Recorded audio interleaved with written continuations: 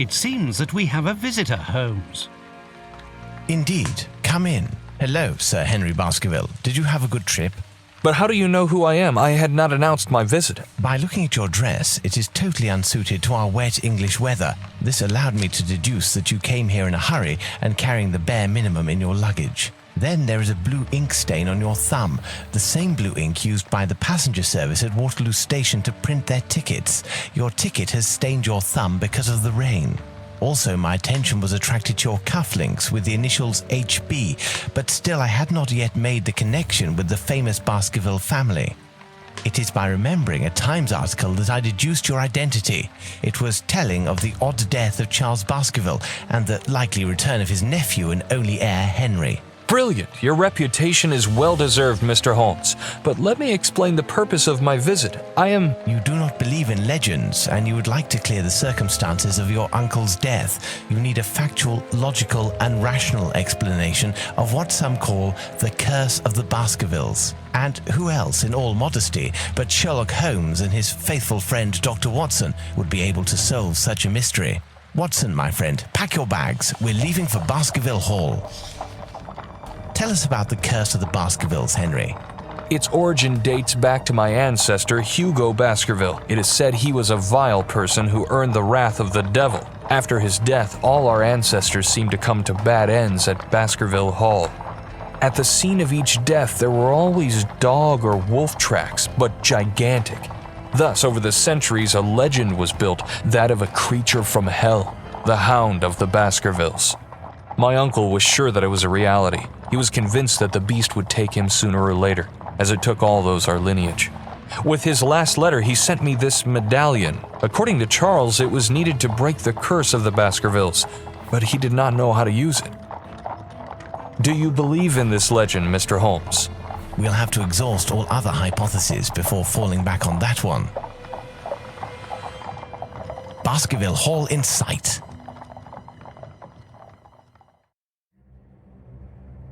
Holmes, Doctor, welcome to Baskerville Hall.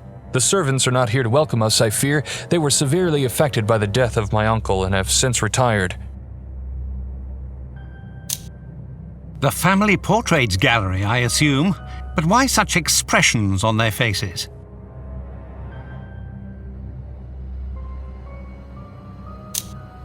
These pictures have not always been so disturbing. According to my uncle, the changes in the paintings occurred after the violent death of the portrayed Baskerville. It appears to be one of the effects of the curse. Have you noticed? The family coats of arms under the pictures are missing.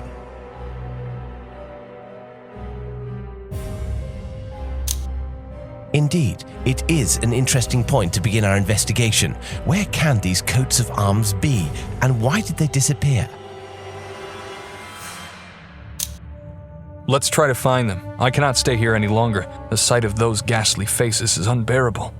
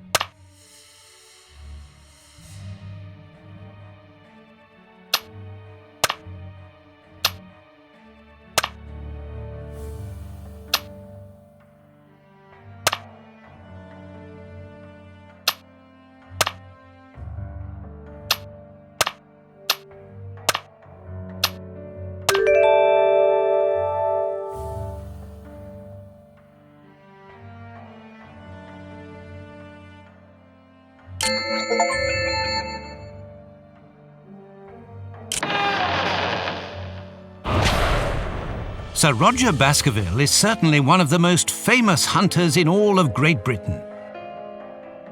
Indeed, Dr. Watson, my grandfather spent a large part of his life traveling the colonies of the Empire to stalk the largest predators in the world. Let us try to learn more about the tragic death of Sir Roger Baskerville. Such a distinguished hunter could not possibly have been killed by a simple dog.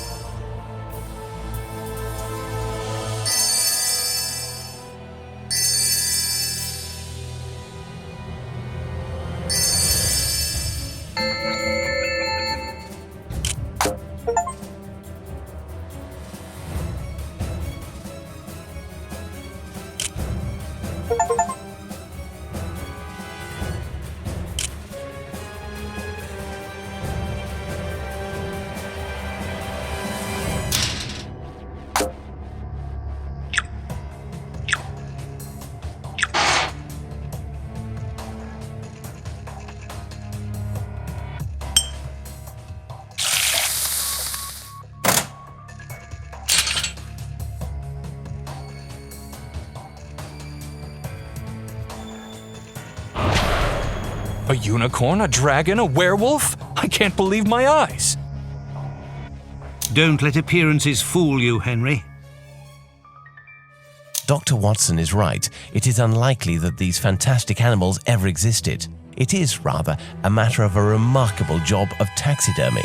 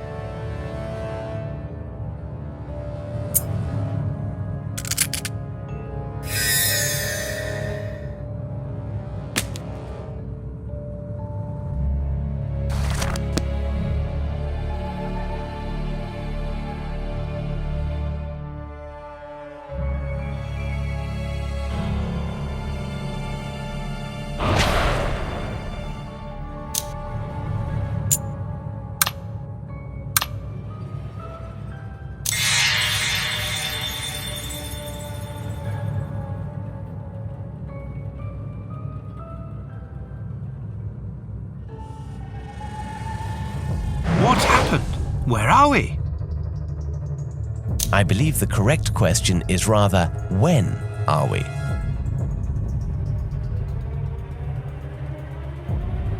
What do you mean, Holmes?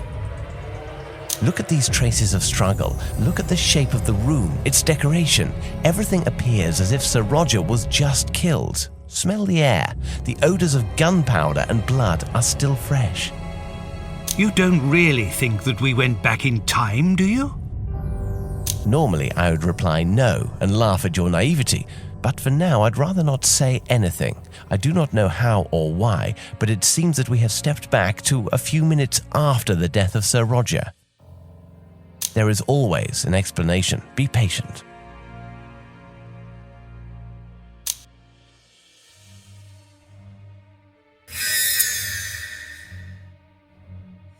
Look at this copy of the Times. It's almost 90 years old.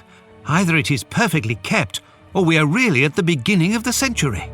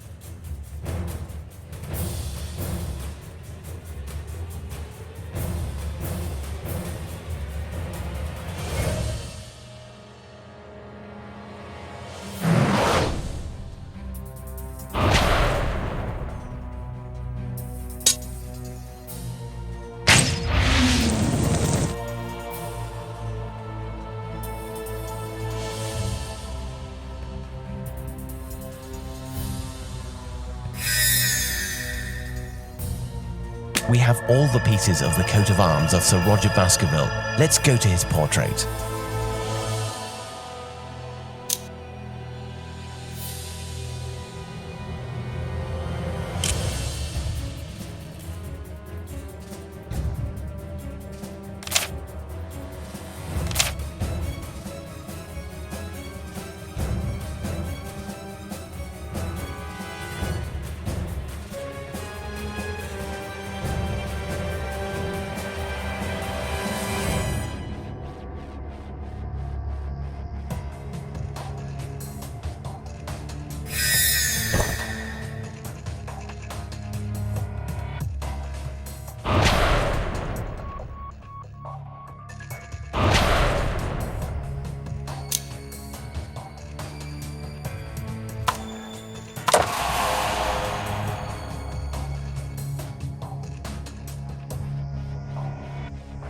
The painting seems to be regaining its original colours, as if the curse was lifted. Holmes, Watson, look! By inserting the arms, we've triggered a mechanism, a secret cache. There's something inside. The diameter of this jewel seems to perfectly match the empty slot on the medallion. I think Sir Roger has given us an important element for our investigation. Look, there's a note in the back of the jewel. Physical power and brute force. Amazing! The medallion seems to react to the presence of the jewel. It vibrates. Let us try to use it. Perhaps on the boards that block the door to Louisa's room.